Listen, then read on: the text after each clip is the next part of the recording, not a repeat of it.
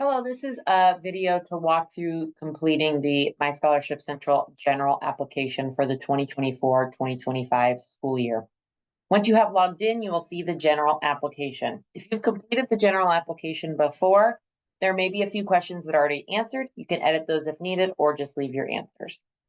Any questions with a star next to them are required, so you do have to answer those. I also recommend that you save your application as you work through in case you have any interruptions to your internet access or your device that you're using.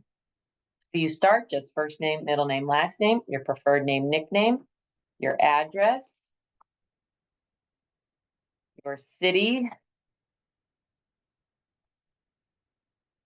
just your city. You don't need to put your state there because state is on the next question. Select your state and then your zip code. Then you need to select your county. Selecting your county is very important. A lot of our scholarships have specific county requirements, so if you do not select the correct county, you will not see the most scholarships possible for you. So make sure to go through and to find your correct county and select it. And watch to make sure if you're Missouri or Illinois that you're selecting the correct one. If you don't know, you can click this link and see a list of counties by zip code. You could also just Google your zip code and say county. And your date of birth, make sure it's month, day, and then a 4-digit year. Phone number, may we text you? We do not send a lot of texts, but sometimes if we do need your attention on something, we may send a text. So please say yes, and then you will get an opt-in text message as well. You can then enter an alternate phone number and email. So this could be one of your own personal other phone numbers or emails, a parent, a spouse, someone else who we can get in contact with. You can then check as many boxes as you would like on the gender question. You don't have to check boxes here, but you are welcome to. And then you can also enter your pronouns if you would like. You can then select one or more or 0 races or ethnicities. We have a few choices here. And if you'd like to select multiple, depending on if you're on a Mac or a PC, you do Control or Command, and you can select multiple. You'll then select your high school name. It's a big, long list. It is in alphabetical order, so please check the whole list before you type in your high school name here. If it's not there, select other at the bottom and then type in your high school name, your high school graduation year, and then any programs in which you have participated. So please review this list and see if you've participated in any and check them. If not, select none of the above. ACT and SAT are optional questions.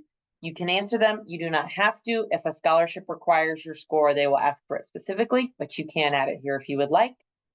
You'll then enter your cumulative high school GPA, your most recent high school GPA. It can be weighted or unweighted. And if it's been a while since you graduated high school or you're not sure what your GPA is, you can put 9 here and then explain your situation in the next question. If you are currently enrolled in college, not in dual enrollment as a high schooler, but you're a current college student, you will select the college that you attend here. And if it's not listed, you can again do other.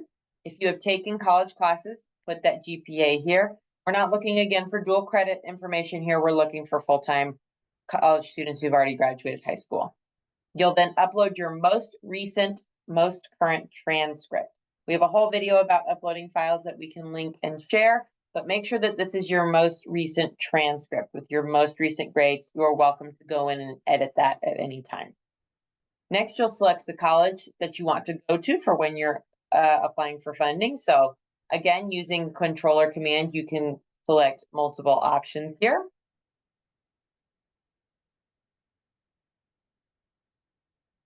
If your college is not listed, you can type it out here in the other question. You'll then want to enter your classification. So think about when you're going to be using this funding. It may be the next semester, but it may also be the next school year. So if you're just now graduating from high school, you will be a freshman. If you are currently in college, think about when you will be using this funding. And if you are not currently enrolled, select the classification that you'll have when you are enrolled. Then think about the degree that you are pursuing. This is the degree that you are pursuing when you will use this funding. So if you're a high school senior who hopes to go to medical school, please do not put doctorate on this list because you are going to have to get your associate or bachelor's first. So do this next degree that you are pursuing. You'll then select your major. You can only select one major, but if you would like to add a note or if your major is not listed, we do have an option for that on the next section. You'll then enter your college graduation date. Think about when you anticipate graduating from college and enter that. And then whether you are full-time or part-time. For most schools, taking 12 or more credit hours per semester is considered full-time. Part-time would be fewer than that. If you are enrolling part-time, please enter the number of hours that you will be enrolled in.